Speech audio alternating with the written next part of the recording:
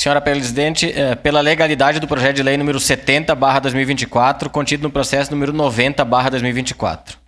Trata-se de projeto de lei de autoria do vereador Lucas Dil, que visa declarar de utilidade pública a Associação dos Rotarianos do Distrito 4700, com sede em Caxias do Sul.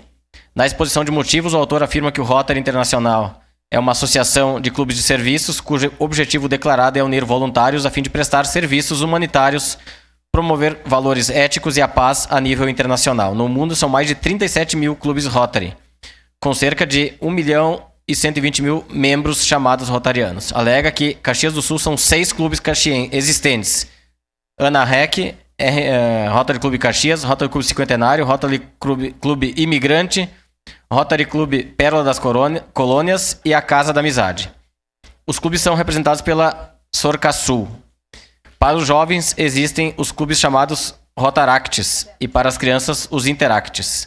Por fim, afirma que o Rotary promove, através de seus clubes, projetos sociais para ajudar a comunidade ao qual está inserido, campanhas de vacinação com foco na erradicação da polio. E também tem como bandeiras a preservação da água e do meio ambiente, além de promover o intercâmbio entre os filhos dos rotarianos em diversos clubes espalhados pelo mundo. Feito o breve relato, passamos à análise legal.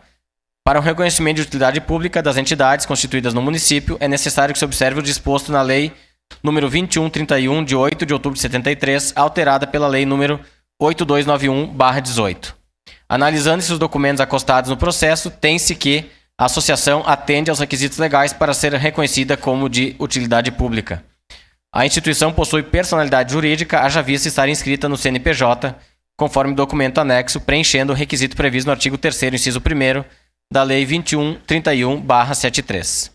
Está comprovado também que a entidade serve desinteressadamente à sociedade e promove atividades filantrópicas conforme artigo 1º do Estatuto Social, atendendo às exigências dos incisos 2 e 3 da já referida lei.